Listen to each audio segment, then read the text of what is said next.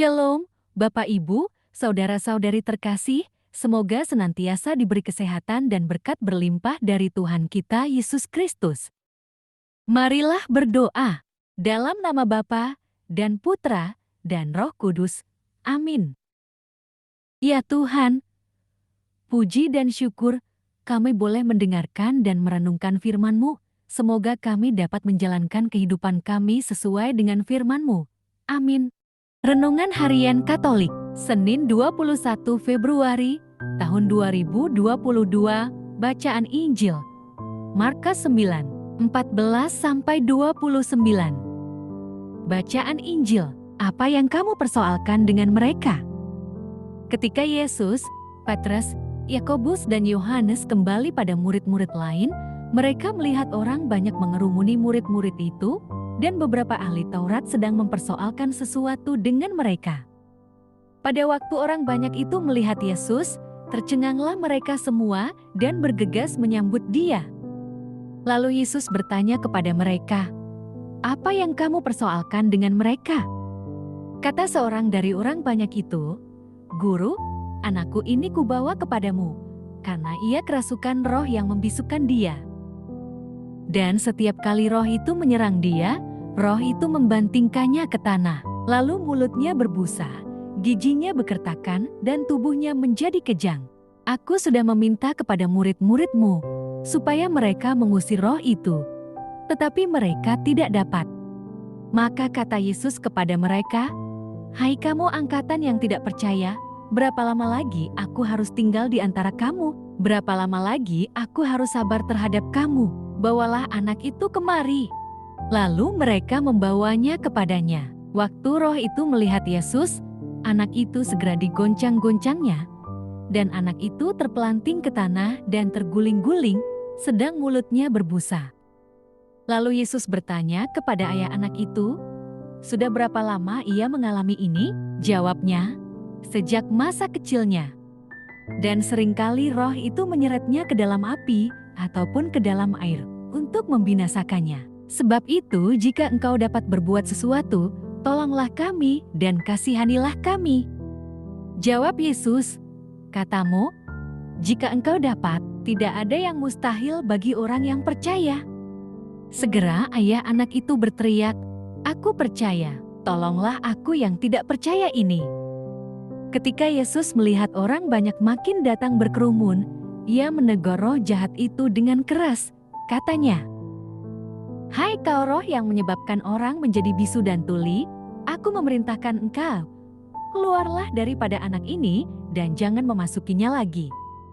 Lalu keluarlah roh itu sambil berteriak dan menggoncang-goncang anak itu dengan hebatnya. Anak itu kelihatannya seperti orang mati, sehingga banyak orang yang berkata, "Ia sudah mati." Tetapi Yesus memegang tangan anak itu dan membangunkannya, lalu ia bangkit sendiri. Ketika Yesus sudah di rumah, dan murid-muridnya sendirian dengan Dia, bertanyalah mereka, "Mengapa kami tidak dapat mengusir roh itu?" Jawabnya kepada mereka, "Jenis ini tidak dapat diusir kecuali dengan berdoa." Demikianlah Injil Tuhan. Terpujilah Kristus. Renungan Injil. Anakku, karunia Tuhan. Seorang dari antara orang banyak itu menjawab, "Bapak Guru, saya membawa anak saya kepada Bapak. Dia bisu karena kemasukan roh jahat. Kalau roh itu menyerang dia, badannya dibanting-banting ke tanah, mulutnya berbusa, giginya mengertak, dan seluruh tubuhnya menjadi kaku. Saya minta pengikut-pengikut Bapak mengusir roh jahat itu, tetapi mereka tidak dapat melakukannya." Apa yang disampaikan oleh laki-laki tersebut sesungguhnya tidak menjawab pertanyaan Yesus. Dan memang bukan kepentingan laki-laki tersebut untuk menjelaskan apa yang sedang terjadi antara ahli Taurat dengan para murid Yesus. Kepentingannya adalah mencari kesembuhan bagi anak laki-lakinya yang sejak kecil dirasuk roh bisu dan kejang-kejang. Kitab Matius menyebutkan, anak laki-laki tersebut menderita sakit, ayan. Dapat kita bayangkan betapa berat menjadi orang tua yang sehari-hari menyaksikan penderitaan anak yang dikasihinya. Ayah si anak laki-laki menuturkan, kondisi ini dialami anaknya sejak masa kecil. Bukan tidak mungkin ayah dari anak laki-laki ini pernah melewati masa putus asa dan bangkit silih berganti. Namun, kecintaan ayah kepada anaknya dan kesadaran bahwa anak adalah karunia bagi hidupnya membuat ia tidak henti mencari jalan keluar. Ia tidak ingin seperti para ahli Taurat yang terus bersoal jawab tentang mengapa murid Yesus tidak mampu menyembuhkan anaknya. Yang ia mau adalah terus mencari Tuhan untuk kesembuhan.